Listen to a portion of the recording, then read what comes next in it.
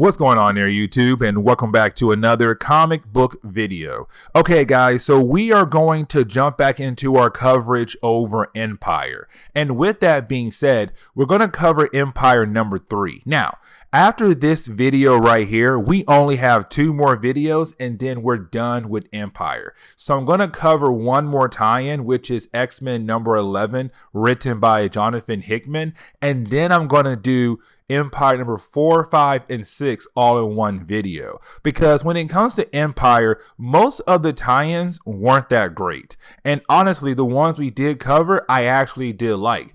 The ones I'm not going to cover are the ones I did not like at all. And so with that being said, we're only going to do 2 more Empyre videos, then we're done with Empyre and back into Dawn of X, which honestly, we have like a few more videos of Dawn of X and then we're right into Sword of X. So basically, the next like 2 weeks are gonna go really fast when it comes to X-Men content. But either way though, getting into Empyre number 3, this is actually a pretty good chapter. And the reason why I say that comes at the very end of this video. Now, the first page of this book basically tells us that the Catatis are now on Earth, which is huge because in our last video, the Catatis were not on Earth. They were on the moon and they were fighting against the Avengers and the Fantastic Four, the Kree, and the Skrulls. But now the Catatis, they're on Earth now. And with them being on Earth, of course, that means you have all the different heroes fighting against the Catatis. And matter of fact, if you saw our tie-in videos when it comes to the Catati being on Earth, like X-Men, Empyre, Captain Marvel, and the Fantastic Four, you have all heroes on deck right now trying to fight against the Catatis around the world. And so with that being said, like I said, the first page is now telling us the Catatis are on Earth and all hands are on deck to hopefully stop them. Now, we actually do jump over to Avengers Mansion. Now, the reason why we pick up with Avengers Mansion, the new base that was created by Jason Aaron in his Avengers run, the reason why we pick up with them is because we pick up with Tony Stark and Reed Richards. Now, right now, you have Tony Stark and Reed Richards trying to find a way to stop the Catatis. Because remember, back in Empyre number 2, the Catatis reveal a plant called the Death Blossom. Now remember, the Death Blossom basically give Catatis the ability to control plant life around them. And so right now you have Reed and Tony Stark trying to get rid of the Death Blossom to hopefully stop the Catatis. Now, you do have Reed mention that after the big 3 of the Avengers broke out of the Catatis prison or whatever, they all went their different ways. And matter of fact, that was Marvel's way to make more tie-ins for this event. And what I mean is that back in Empyre 2, Iron Man, Thor, and Steve Rogers, Captain America were all captured by the Catatis. They all broke free, but they all went their separate ways. And matter of fact, Marvel was going to use that as a way to say, we can make more tie-ins for this event. So for example, Steve Rogers, Captain America, he went off and he got a whole set of tie-ins for this event right here. Thor was supposed to have his own tie-in for this event, but of course it was canceled. Now Iron Man did not get a tie-in at all, and the reason why Marvel did not give Iron Man a tie-in is because they want Iron Man depressed. And the reason why he is depressed is because back in Empyre number 1, when the Avengers were trying to figure out if the Catatis were good or bad, Iron Man was the one who believed that the Catatis were good because in the past, the Avengers have fought alongside with the Catatis. But now, in this whole event right here, the Catatis are bad guys and Iron Man feels like it's his fault the Earth has now been taken over because if he realized that Catatis were now bad, no longer good, there is a possibility the Earth would not been taken over by the Catatis. Now, we actually do jump over to Wakanda. Now, the reason why we pick up in Wakanda is because over the last couple books of Empyre that we have covered, we have seen the Katahdis kind of show us that they're very intrigued about Wakanda. And the reason why they're very intrigued about Wakanda is because Wakanda has vibranium. Of course, vibranium is a very rare metal that Wakanda has a huge chunk of. And so with that being said, right now you basically have the Katahdis being very intrigued about Wakanda because they want the vibranium. Now, with that being said, we actually pick up with Ben Grimm and Shuri. Now, remember, Shuri is the sister of T'Challa, Black Panther, and of course, Ben Grimm's part of the Fantastic Four. Now, the reason why we pick up with these two characters is because they're protecting Wakanda from the forces of the Katahdis. Because right now, you have the Katahdis just continue to attack Wakanda's barriers to basically get inside to get to the vibranium. And so right now, you have Shuri, you have the Thing, and you have the army of Wakanda just fighting against the Katahdis to push them out of Wakanda. Now, we actually do jump over to Black Panther, She-Hulk, and the Invisible Woman, who are right now trying to figure out why in the world are the Katahdis trying to get to vibranium. What in the world can they do with the metal that's in Wakanda? And that is the moment you have Black Panther say they're not actually here for the metal. They're here for the soil that has been affected by the metal. Because if the Katahdis are able to plant their death blossom, which again gives Katahdis the ability to control plant life around them, if they're able to plant that death blossom into soil that has been affected by vibranium, it will give Katahdis the ability to control plant life possibly across the universe. Right now, the galaxy, but it could be the entire universe. And so that is why the Katahdis are trying to get to vibranium, the soil, because if they plant that death blossom, they can control all plant life in the universe. And that right there is very huge.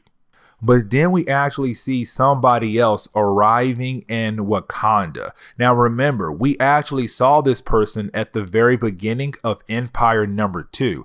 But back in Empyre number 2, we had no idea who that person was.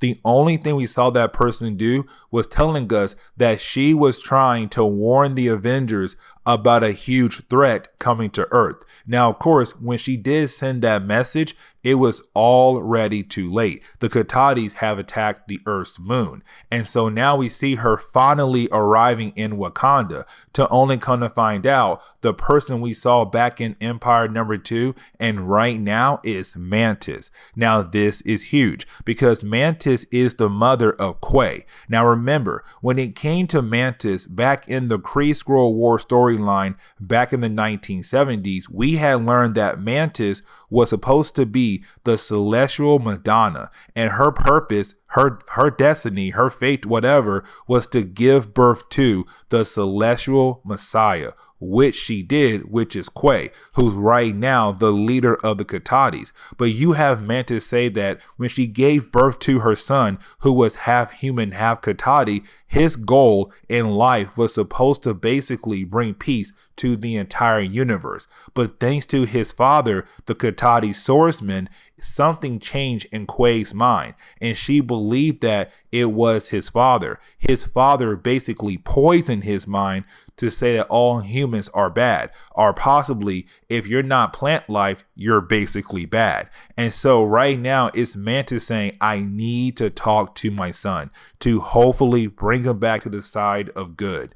And hopefully I can do that and also stop his father as well. But then we go into space, and matter of fact, we pick up on the command ship of the Kree and the Skrulls, because remember, the Kree and the Skrulls are no longer fighting against one another. They're working together to hopefully get rid of the Katahdis.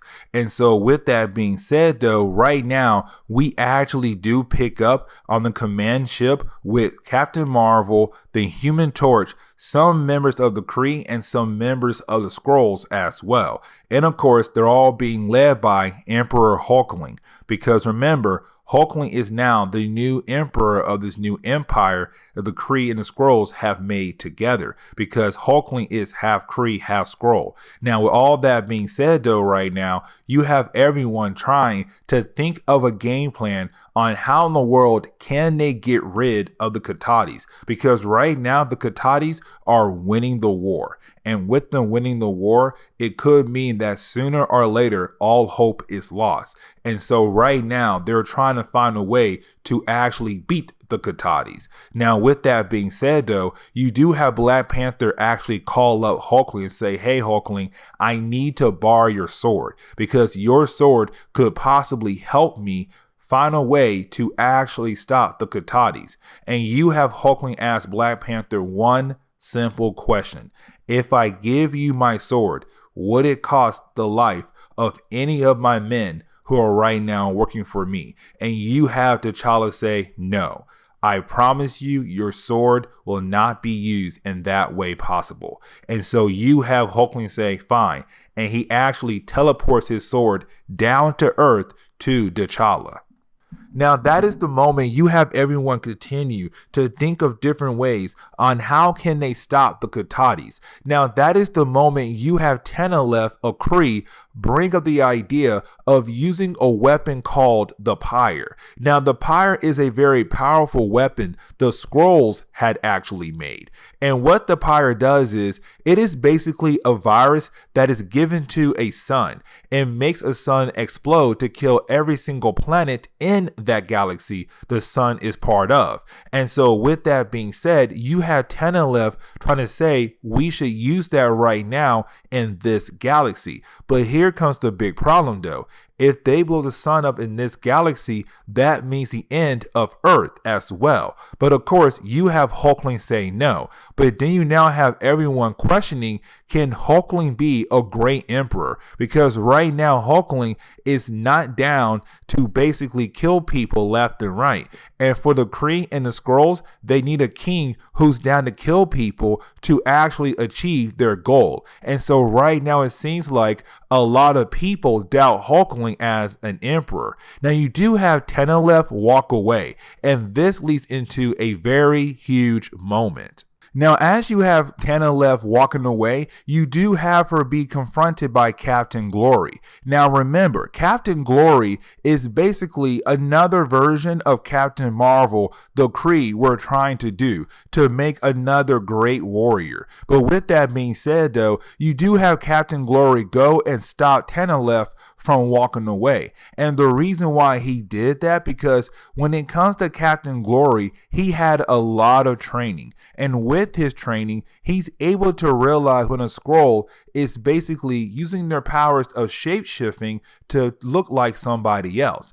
And so you have Captain Glory say, I know you are not a Kree. You're not one of us. Matter of fact, you are a Skrull. So who are you really? And this leads into the huge moment, because this is the moment we come to find out Tenelef is not a Kree at all. And matter of fact, she is a Skrull, but a very important Skrull. She is the grandmother of Hulkling. Now remember, in Empyre #1 and Lord of the Empires, we basically saw her and her daughter die when Galactus blew up the homeworld of the Skrulls a long time ago. But to only find out she never did die. She's been alive this whole time. And right now she's back here again to basically kind of help her grandson go in the direction that she wants him to go in, which is an emperor who's just ruthless. And so right now her next goal is to change her grandson, because she believes her grandson is too much of a hero to be a great emperor, and they need to change that. And so with that being said, this is where we are going to end today's comic book video. So please leave me a like down below and subscribe. Also, if you have any suggestions on books I should read, well, please let me know in the comments below, because you never know, your suggestion could be a future video down the road. But guys, I'll see y'all next time. Later. And that's it for this video right here.